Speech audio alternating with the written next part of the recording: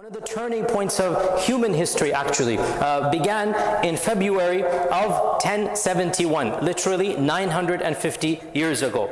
And this is the famous Battle of Manzikert, the Battle of Manzikert. Now the actual battle occurred actually in August, but the preparation and the marches and everything began February. So we are now 950 years basically at the beginning of the famous, one of the historic battles of all of human civilization. What is this battle and why is it so significant? In this battle, for the first time and for the only time in all of human history, a Roman emperor was taken a prisoner and captive by the Muslim Sultan. Okay, that is significant, isn't it, right? The Roman emperor, the emperor, was taken captive as a prisoner of war by our Sultan, Muslim Sultan. And obviously, it changed the course of history. And obviously our khatir is only a few minutes, but just a few points, and inshallah then you can look it up and benefit more. This battle took place between the rise of a new superpower. Right now it wasn't a superpower, it's called the Seljuk dynasty. Now because of the Turkish serials, everybody knows the Seljuk dynasty, okay? But the Seljuk dynasty was on the rise, and its sultan was at the time alp-arslan.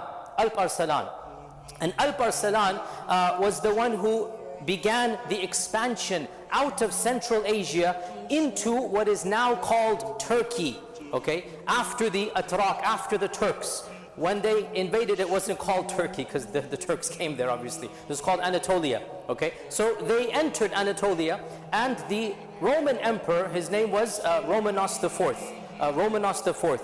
The Roman emperor thought, yeah, you can expel easy, no big deal. So he gathered around 50,000, people, and Alp-Arslan had probably around 25,000, half. And it's a very significant battle. So this is the battle in which the Seljuks will begin their ascent. And the victory of Manzikert basically paved the way for the Seljuks to become the superpower, and eventually for the Ottoman Empire to conquer which city?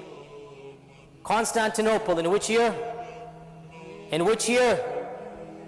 1453. This is perhaps the most significant event in Western civilization, and definitely one of the most significant in Eastern, but that's maybe another day, we'll do that, 1453. Today we're doing the Battle of Manzikert, 1071. So Alp-Arslan has around 25,000 people. The battle is taking place in a small city, a small village called Manzikert, which is still today in modern day Turkey. You can actually visit the city and you can see the plains where this battle occurred 950 years ago.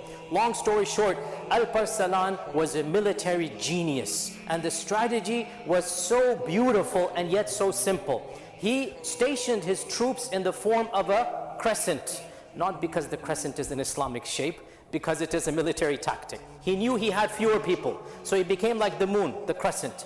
And the army of the Romans, the Byzantine army, they spread out to become a thin layer.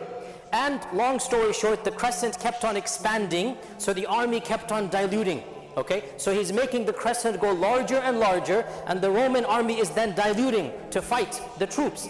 And then he basically takes a contingent and doubles down on the right flank and then the left flank, leaving the middle flank with the emperor unguarded, right? So he destroys the right and the left by, if you understand, I don't have a diagram here, but he's basically withdrawing backwards and making the crescent larger and larger. He's making the army thinner, and he already has in his mind, the troops know that at a particular point in time, they're going to completely maneuver and they're going to start surrounding in circles, 2 circles here and there, and the middle army is basically left for the time being. Those are gotten rid of, and now the middle, which was the most ferocious, there was called them the Marines or the elite, which is where the Roman emperor is. There was a special troops, a special trained troops in there, and eventually obviously the side guard is gone, and now Alp-Arslan circles in, and after a fierce battle, because these were warriors, these were the military might of the Roman Empire, he destroys them, and an average Seljuk soldier finally enters the tent, the royal tent,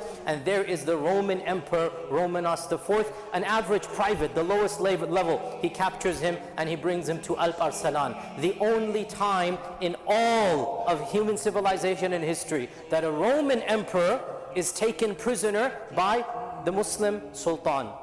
Alp-arslan ordered him to be fed and spent the night in VIP tents and whatnot. The next morning he called him. This is a legendary conversation. And he said to the Roman emperor, what would you have done if I had been taken prisoner? If the situation were reversed, what would you have done? And Romanos angrily said, I would have cut you bit by bit, killed you, executed you.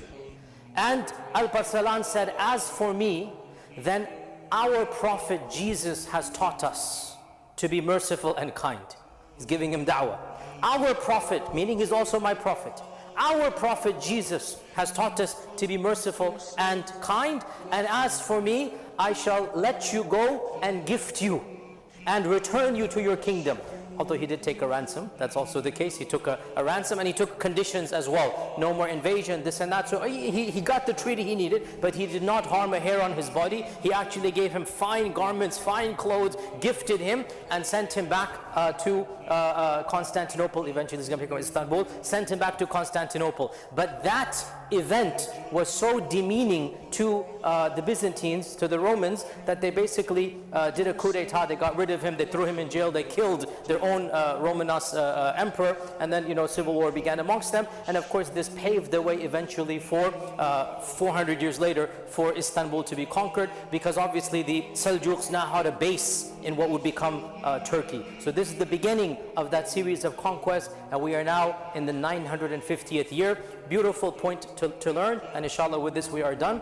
Our Prophet ﷺ said, whoever humbles himself for the sake of Allah, Allah shall raise him up and lift him.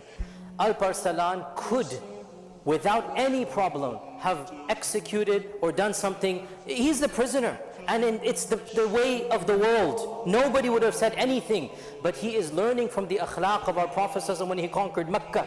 This is what exactly our Prophet ﷺ did. Go and you are free. And also Salah ad-Din Ayyubi, when he conquered Baytul Maqdis as well, the same thing. So these types of akhlaq, when you show them at times of strength, at times of power, Allah subhanahu wa ta'ala blesses. And that is exactly what happened, that eventually this dynasty was the founder of a massive dynasty that became one of the glories of Islam. Inshallah ta'ala, we'll continue another halaqah. Wassalamu alaikum wa rahmatullahi wa barakatuh.